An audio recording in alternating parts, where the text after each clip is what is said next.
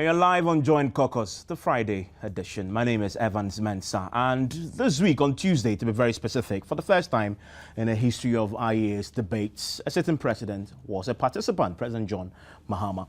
The Institute of Economic Affairs has independently hosted presidential debates in the past, but they limited it to participation when it comes to presidential candidates who have parliamentary representatives. Now, although all participants in this year's debate have been lauded for their presentations, the real discussions have focused on issues presented by the NPP and the NDC. Of course, indeed, there was Hassan Ayariga and Dr.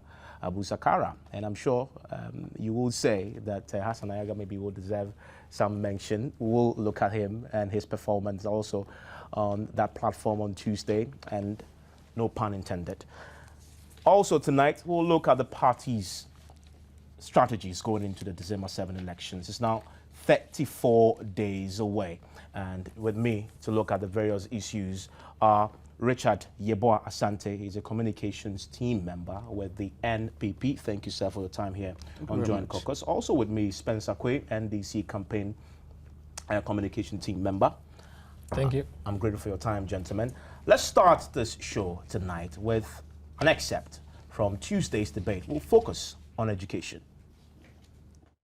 Our oil revenues, if nothing else, can ensure that equity, that every single Ghanaian participates in this new wealth by having the oil revenues fund our education. The gaps that you're talking about, Madam Professor Kojo, are gaps that the oil revenues can fill if all of us are clear in our mind that that is where we want to go. I believe that's where the majority of Ghanaians want to go. And for myself, I'm going to provide the leadership that will allow us to go down that path. Okay. Earmarking funds is no longer fashionable. And so it is difficult to say we'll earmark this amount of oil revenue for educational sector. But the ABFA receives 70% of oil revenues. 30% go into the heritage and stabilization funds. And so if 70% come into the budget, what you can say is we would increase budgetary allocation to the secondary level, to the educational sector in order to close the funding gaps at the various levels. But we will do what we call targeting. Target our investments to the places where it would benefit the vast majority of our people. And you're still live here on Joint Caucus. My name is Evans Mensah. Now, let me start the discussion. I want to start with the NDC representative in the studio, Spencer Quay. Now, explain this to me, because we heard the president on Tuesday say, well, I believe in free education too. So what's the beef with the NPP's promise? Because they also say it's free education. Where is the line that separates the two positions? Thank you very much, Evans. And first of all, let me say good evening to all the viewers out there. I'm very grateful to Multi TV for this platform. Coming back to the question, of course, everybody believes that one day or someday, somehow, education must be made free as stipulated in our constitution. Actually, we all know this is not a vision of an individual person. This is a constitutional, this is a constitutional mandated project. So nobody can claim to be actually the forebearer, or let me just say the crusader of free SHS. Free SHS is stipulated in our constitution. But before we get to free SHS, we believe there are certain things that must be achieved as stipulated in the constitution as well. Other than that, it's like you are putting the cart before the horse. You can never move when you put the cart before. It's the horse that is supposed to drag the cart. But if you put the cart before the horse, how is that going to go? Unless you tell me the horse will start walking backwards. And in walking backwards, you're actually saying our current bad, I'm using the word bad in quotes because we all know the standard of our education. The current standard of our education will be going backwards. That is what this free SHS will be given us. In any case, I have a document here. It's a Supreme Court declaration on education. It was a suit filed by FEDIAC, Federation of Youth Association, and it was actually filed to stop the universities from charging fees when they started this full fee paying strategy. If you read this document that I have here, I'll give you a copy if you don't mind. If you go to page 8, which actually talks about Article 25, all persons shall have the right to equal educational opportunities and facilities, and with a view to achieving the full realization of that right. If you go to 25(1)(a), basic education shall be free, compulsory, and available to all. Evans. I mean, I believe Joy FM. I mean, there are a couple of schools. I know there are a couple of schools up there. I mean, the ones we popularly call Site 2s up there. Can you tell me whether they are still paying fees or not? It is a statement of truth, not even fact, because fact may not necessarily be true. A statement of truth that we still have fees attached to basic education. What does the Constitution say? Basic education shall be free, compulsory, and available to all. When you go to B, Article 25(1)(b), secondary education in its different forms, including technical and vocational education, shall be generally available and accessible, with a view to making it what? Free. If you go to page 26, Article 26, which explains the difference between making it generally available and making it free. Generally available means, first of all, schools should be there, they should be well equipped, they should meet certain criteria in order for us to say, we've met these criteria, so let's begin the next process of making SHS free. You go to page 13 of this particular document, in which the judge who read this document on behalf of the Supreme Court Judge, Justice Atuguba, Akufu, Brobe, Ansa, Sophia Dinira, Owusu, Enim Yebua, Justice Mbadegbe, and Justice Akotobuanfo. This one was delivered by Justice Sophia Adinina, 2011, just last year. I want to read from page 12. Says Article 38, the state Article 38, the state shall provide educational facilities at all levels and in all regions of Ghana, and shall, to the greatest extent feasible, make these facilities available to all citizens. Evans. In concluding, they talk about, however, the reality is that since education comes with cost in terms of infrastructure, such as classrooms and lecture halls, well-resourced libraries and research centers, teachers, lecturers, etc., Ghana, like other African countries, cannot provide free education within the shortest possible time. Even the free universal basic education has not been fully achieved 19 years after the promulgation of the 1992 Constitution. Why then would anybody want to put the cart before the horse? Again, should we allow this policy to come into place? Do you know what happens, Ivan? Clearly, there's a breach of the Constitution. Article 17(2), which says that all persons shall not be discriminated against on grounds of gender, race, color, ethnic origin, religion, creed, or social or economic status. Do you know why I say this article will be breached? Explain. It's very simple. Today, I heard Professor Dominic Phobin, when he was asked, when you say this policy will take off from 2013 when you come into power. Currently, we have almost over 170,000 JHS graduates who qualify to be in SHS, but then are not getting placement due to the unavailability of schools and infrastructure. And she says, yes, we know. In 2013, we are still targeting 180,000. Without even taking into cognizance the exponential growth of next year, because definitely we know the students next year should be more than students. So you're saying that some students will be left out? Definitely, they are telling, by Professor Dominic Phobin, Adom FM, today I heard him. Definitely, they are telling us over 180,000 students will be left out. That is clearly a breach of the Constitution. They are being discriminated against. Richard. Thank you very much, Evans. I'm quite surprised my brother is busily trying to downplay the policy of the MPP instead of them mentioning or at least giving to Ghanaians as to what they intend for them when they are able to retain power, which, God forbid, will never happen. You see, the breach he spoke about is neither here or there. There's one thing that we need to appreciate as a people. Indeed, for us, we believe in some of this adage that if you want to plan for a year, plant corn.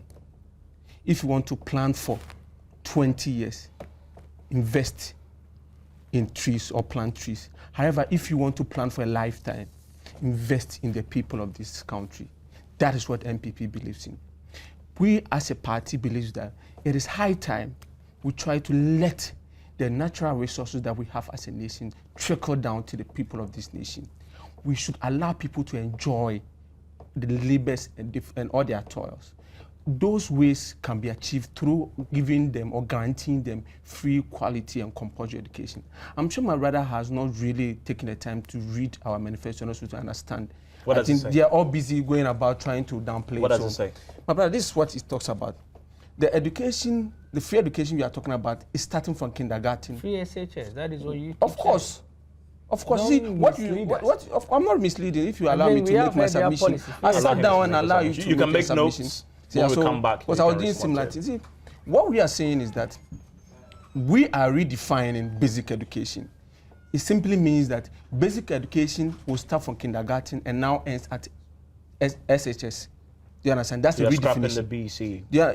What we are going to do is that the system will be there, but that system will not allow people to go off school, but it will just help wholesale to place promotion. people. Of course, we allow Wholesale everybody promotion, to go whether through. you qualify or not. No, at that end, there will not be either qualify or you didn't qualify sort of issue coming up. But isn't that what going to happen is that quality arguments that they raised then? See, the quality argument people are trying to forget is that nobody can tell me that because something is free, it's not quality. The president, as we speak, is a president because, you see, Otabel's views are not sacrosanct. I'm not sure you're telling me that Otabel's views are the Bible. He has his opinion about several things. And indeed, they've come out to even dispute the tape that was purported to be theirs, having to be something that people went somewhere and put certain voices together and came out with it, wanting to sort of portray that he's against it. And he's made it, because if you want to go to even his church, he's doing similar thing. What we believe is that it is high time that this oil and the gold and all the natural resources that we've discovered as a nation, it's high time we let people of this nation enjoy. And this thing can be done by guaranteeing people free quality education. My brother, let's look at this way. As we speak now, it is a known fact that the salaries of the president and other executives, including members of parliament, have been increased. As we speak, former President Kufuor, before 2008, was earning 4,000 thereabout. As we speak, he's earning 12. President Mahama. How does that relate to education? I'm giving you some analysis here. He's going to earn 12,000 Ghana. That's 120 million.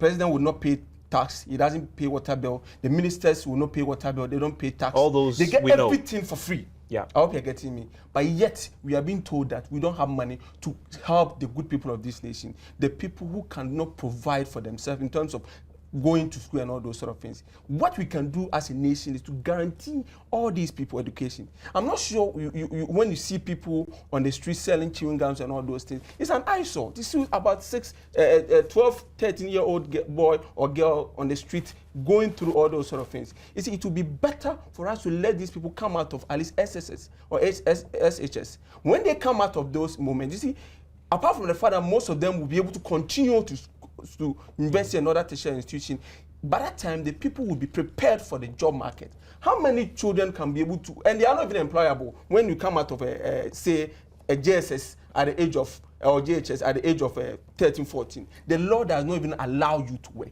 What we want NDC and the people of this nation to understand is that if they tell us that if it is free, it's not going to be quality, then they are trying to insult our intelligence. Because let me ask a question. You think the president enjoyed free education 40 years ago? I want us to go back to the debate itself. Yeah. Do you think your candidate did justice to the issues? Because he had an opportunity there. You see, my brother, to kill it. He did settle the matter. Justice to the issue. It depends on where you are coming from. I'm sure from the perspective of NDC, anything that he said over there will never be beautiful to them. Do you understand that? But there are people who were ready to listen to the new our up and coming president, if God willing, come 2012, 2013. People had accepted the fact that this is a man who is ready to show leadership. You see, we are treating a section of the nation or the populace as lesser mortals. We don't regard them. Let's look at the fact that ministers and all individuals who are enjoying good pays and good salaries have been able to take their children to all manner of schools. And there are a good number of people who, when you go to the coast and also my area, especially Brongafu area there, Sahi and all that, you see a lot of people sending their children to the farms and all that because they cannot afford the school fees. I see. We are ready to guarantee such people education and a future in life. And we'll shortly move on to the controversial subject of energy, because today it's come up again. The Energy Ministry held a press conference and attacked Nanado's submissions on energy and power generation on Tuesday when the presidential debate indeed went on. I want to bring you in because you see when you look at your own presidential candidate, and he's been attacking that top president, the presidential candidate of the NPP. I don't. It's not an attack. No, he's been attacking the policy. He's not attacking the policy. He tries to discredit it. He tries to say that basically the policy is not the right way to go. It will achieve the objectives. Obviously, we know it is not the right way to go. The question I really wanted to ask is, did he also, the same question I'm asking him, after doing that nice attack and saying, listen, that is whimsical. You heard him say that? Yes, of course, it's capricious. That's obviously an attack. Did he take the opportunity then to say, this is my alternative, and this is how I intend to achieve that? I think clearly the good people of Ghana now have an idea of what or the direction in which we have to go. But we need the specifics. The specific. I think an idea is not enough. I think is it? I think His Excellency the President did exactly that. The question posed to the candidate in itself is a defeatism to free SHS. We have a huge funding gap in education. Obviously, Nanado, exhibited his ignorance about the funding gap. He couldn't even address that question. Now, I can challenge anybody for us to replay that tape.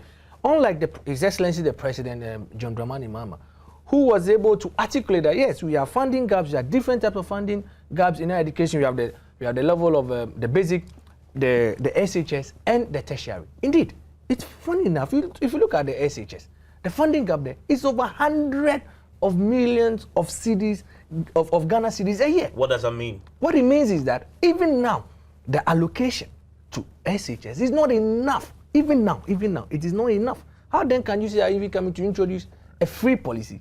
Meanwhile, when the Constitution says that make the basic free and make the other one generally available, find out how much DS is costing them after all these things that he's talking. How much is going to cost them? It's very funny. It's very funny. Allow him to make this. It's very funny. What is the essence of a radio to a man who has no electricity?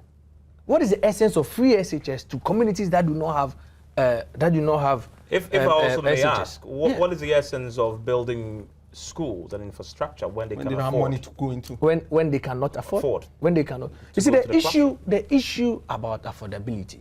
Indeed, if it is a problem, I've not come across it as the main stumbling block preventing people from going to school. Sure? I'll refer you to the manifesto. I will refer you to the manifesto of the Civil Rights Society of Ghana. Indeed, we've seen that manifesto. Again, I'll refer you to the NCC's report, on which premise the question about the funding gap was put to the presidential candidate. In all this research work, these are policy think tanks, and they have come out with the problems in the educational sector. The problem is people do not have places to go and sit and learn. People do not have libraries. They do not have textbooks. People don't have the structure. Do we know how much your intervention is going to cost us? Which intervention are we talking Your approach to solving the educational challenge. You say it's access first. Of course, we have already stated we are going to build 200 SHS. Indeed, if you look at the manifesto on education by the Civil Rights Society, the Civil Society Group of Ghana, it talks about in the next 4 years, Ghana needs 212. That tells you that the NPP and Nanado is out of touch. Indeed, let's also address their promise. They make categorical and specific promises. They talk of free SHS being, I'll give you free tuition. He said that. I'll give you free textbook.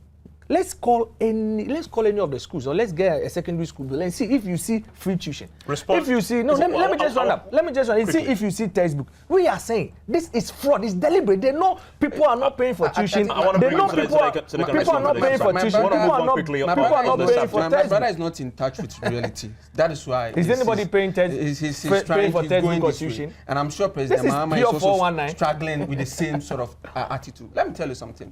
He's telling me that the problem people have is not because they don't have money, but because there are no buildings for them to enter. Let me tell you, if you have money and you want to go to school, you can easily go to the private schools. They will admit because they take money. They are doing business. How many private schools do we have? Yeah, good number of them. Have you seen any? Do you know anybody? In your village, how many? There are a lot of them. Yeah, good number of them. See, let me make my submission. Do you know any school, any private school that anybody has gone there with his money? That I'm here to make sure my son is enrolled into, or my child allow him to make school. I know, and he's holding his money, he's ready to pay the school fees and everything, and they say, okay, though you have the money, we will not admit you. So it means that the problem that you are associating with the fact that people have the money, but they don't have there are no structures for them to go into. It's quite false. Do you understand that? It is fallacious sort of argument here, my brother. What about the free tuition? He makes this argument about the fact that there are free no. textbook. See, allow him to make the submission so that you can then take notes. He made this argument about the fact that there are funding gaps.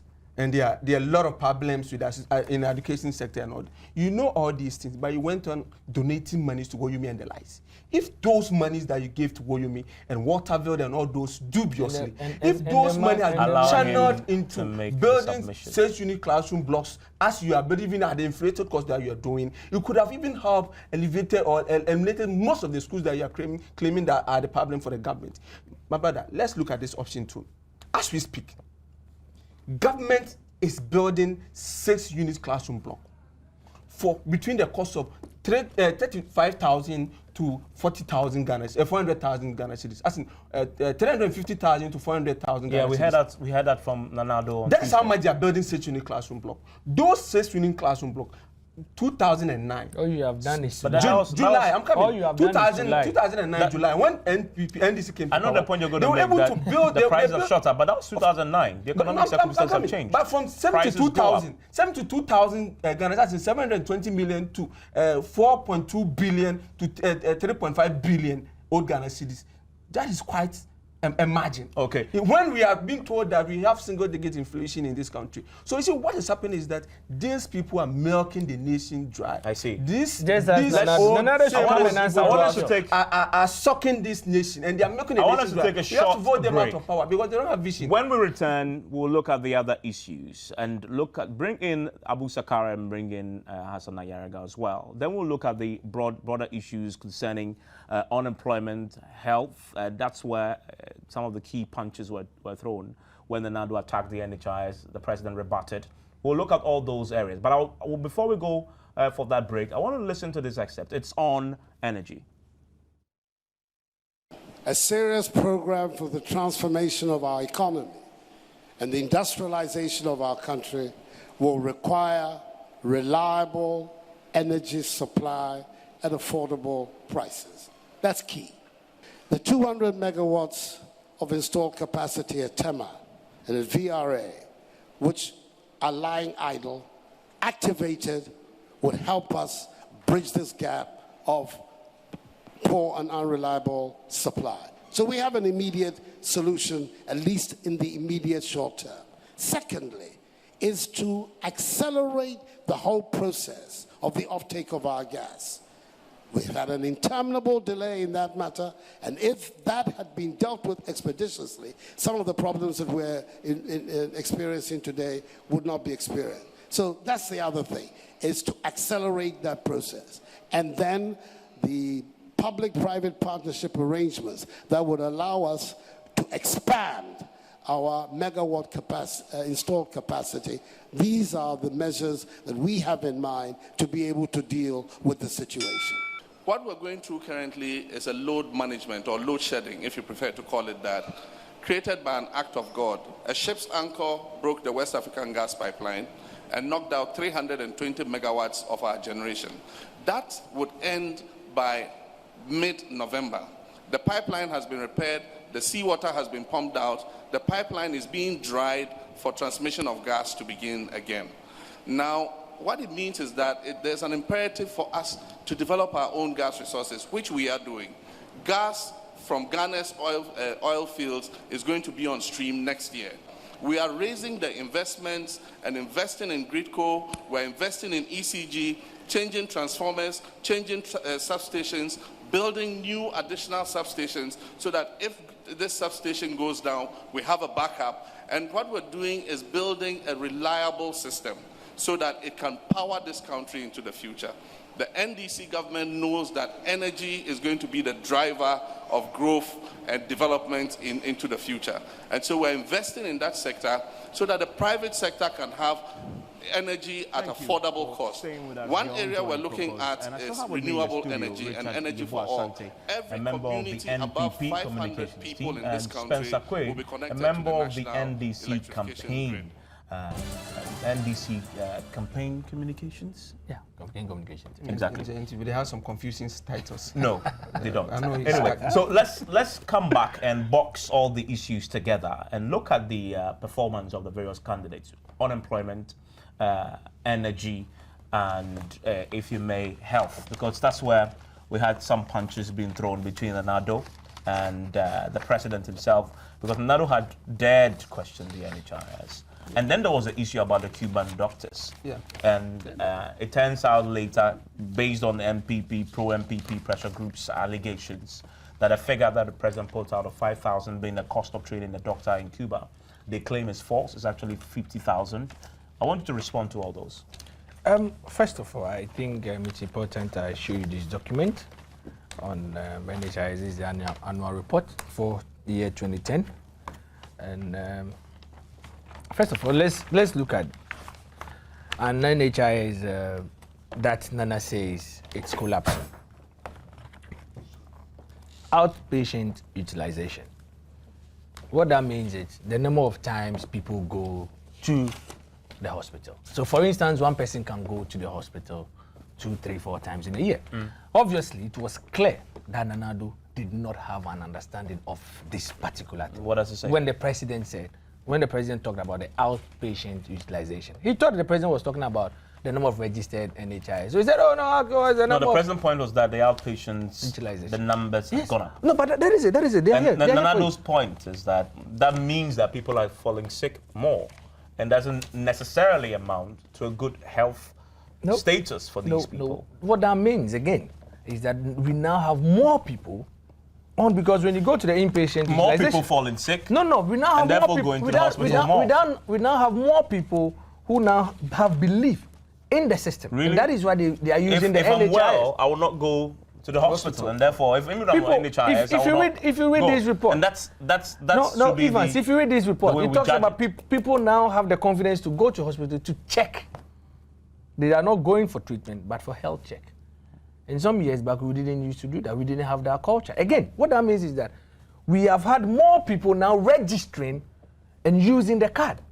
Unlike previous years when people did not have hope, because obviously it wasn't an effective system. People were rather dying using the NHIS card. Now, today, under the Better Ghana agenda, people are People are rather resorting to using the NHIS cards because they know it's an effective system. And how do you judge that? You look at the claims payment. Look at the claims payment, for instance. Look at claims payment. That's at 2008, December, the end of December. It was less than 200. It was less than 200 million Ghana cedis. As compared to 2010, 394. It's more than double. Again, the figure as at 2012, July, second quarter, 2012 July, stood at over 600 million. That is how much the government has paid so far. July 2012. How can you tell me the system is dying? A system that is dying and is able to make such gargantuan claims payment? A system that is dying, that you have such huge number of outpatient utilization? A system that is dying, yet we see more people registering for the cards. And if you want that, I mean, this is a report, 2010. Unfortunately, I didn't bring my 2011. I thought that was what I picked. I would have actually shown. But it is 2010. But respond to the Cuban doctors issue for me. We are told that the president got it wrong because he said 5,000. When indeed we are told by who? We are told by AFAC, pro MPP. And in that statement, they said they have cited or they have Cabinet a copy memo. of a cabinet memo. I mean, You have a copy. Okay, you know AFAC. We'll come to You know address AFAC. it, Do you think AFAC will wait for a minute if indeed they had a cabinet memo? In any case, do we get cabinet memos on the internet as Nanado suggested? Which, can you go into a debate? I believe we are all of some educational standing here. Can you go into a debate and quote your source on the internet? It is flawed. Can I bring in? And again, can I quickly so that I can bring yes, in? yes. Let me just deal with this 5,000 issue. Nanado talks about his 30,000 per head per year for training of doctors from GMA, Ghana Medical Association. Is the Ghana Medical Association the body mandated to train? When they don't even see their bills, how can they tell you how this is how much this is how much it costs to train a doctor? Obviously, we are told in that GMA. Of course.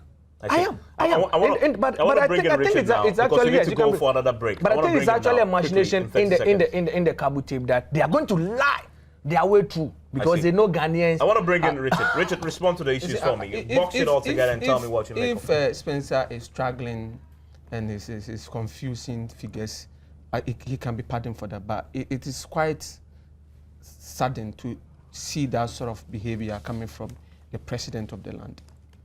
Let's look at this issue, Evans. 2008, before MPP came out of power, the number of people in terms of existing card holders of the National Health Insurance Scheme was in excess of 9.9 million. As we speak, 2012, this number has dwindled down to 8.4 million, according to the annual report of the National Health Insurance Scheme. Annual report of 2011. Yeah. That is what it says. They are also telling us that with the number for the 9,900, we're getting almost one person, one card a visit at a time in terms of the yearly ratings. But as we speak, we are being told that over 25 million times people are visiting the hospitals with their cards. So it presupposes that people are falling sick, and we are getting sicker and sicker every day. That's what this information tells us. Beyond that, during the MPP's time, before we came out of power, we know for a fact that the National Health Insurance Scheme, the account had in excess of 350 million Ghana cedis. At the moment, the National Health Insurance Scheme is in debt of over 390 million. So we ask yourself, is this scheme working? We are also being told that Legon Hospital, I know Evans, you know of this for a fact, are not accepting health insurance, National Health Insurance Scheme cards. We know that at the moment there are reports that even Kolebu, there are issues with that. Konfanochi, and even across the country. These are issues that the good people of this nation know, and these are verifiable. That things that we can get, they are concrete evidence. So we are not paying lip service to the issues here. We are not just making pronouncements. These are facts. I want to move you quickly to the issue about the Cuban doctors. Let's come to the Cuban doctors. Because hold on, I just want to introduce a question there because I spoke to the General Secretary of the GMA. Yeah. Nana says, well, the GMA says 30,000 per head for a year, training one doctor in Ghana. He says, well, that's not actually the case. It's actually 36,000. It's accuracy. That's 6,000. That is also is the information is given to you now. But that's not even the issue here. No, but we are doing fact checking. Of course, you are doing fact checking. That is good. So I'm sure it's good for in a way moving forward. You understand that? But you see, the margin is not really. But I know what you really want to say is to go to the 5,000. I'm sure you were expecting. We were expecting exact 30,000 or maybe 20,000, 40,000. But the point is that is within the range. I'm sure plus or minus 6,000. 6,000 plus or minus. Of course, we can look at that aspect. I'll be getting it. But let's look at this issue of the president. We are being told by the Cuban government, and when you go to the Cuban government, their website, and even the government's website, that we are being given scholarships. And as you know, Evans, and I know Ghanaians know, scholarship is supposed to be either free or partial scholarship, where you are made to pay some percentage of it. That's why we are paying 5,000. Do you understand that? You are being paid. Why don't you understand about 5,000? Will you allow me to make my submission? But for this issue, Evan, this is a memo to Parliament, to this cabinet. Would you accept this? Of course, I'll give it to you. I'll pass it on to you. Let me see. Let me finish it, but I'll pass it on to you. Let me finish making my submission. This is just a copy, but you can verify It has no signature on it. No, I'll give It has no signature. Hold on. We cannot admit this For joke. those who are watching, I need to just Oh, state let's it do has that. no signature on this. Yeah, but It doesn't come on a letterhead. We have 2 stamps on this: Minister of Finance, Economic Planning. The other one I can't quite say, and it says, because it's blurry, the title is Application for Release of Funds to Pay Scholarships of 250 Ghana students. So basically, the point is that it's difficult for anybody to admit this. Memos, it comes on a letterhead. It's right unfortunate you can't see. Wrap it That's the up. code of Wrap it answers. up. So Wrap on it a up for me. letterhead, We need to break. let me give you this information. We are being told by the government, say, this is from Yelichire. That is what is sent to cabinet, and it was copied to the Ministry of Finance and all that. It is to you noted that the total amount involved for the training of the 250. I need to rush you a bit. Do this for me in 20 seconds because I need to go. See, I need to Evans, break. you are not being fair with me. You took the time trying to verify the authenticity of my own document, and you will not allow me to make my submission. You make it. Make it in 20 seconds. And you not allow me to talk. How can I make it because make we a need meaningful to end. on this? I'm sure that let's go and come back. No, we're not coming. That's what we are. It's just like Nanado. 2 seconds. It's just like The point almost is, 5 minutes to make a submission. no, I And also allowed start- you the beginning. And now you are went coming wrong. back in front. You are not allowing me to make my submission. Address because Let time me is come up. back to the issue here. Quickly. These are the issues. The president- You are lying. That's it. Told Ghanaians that he is making negotiation with the Cuban government, and as such, people are supposed to go to study medicine.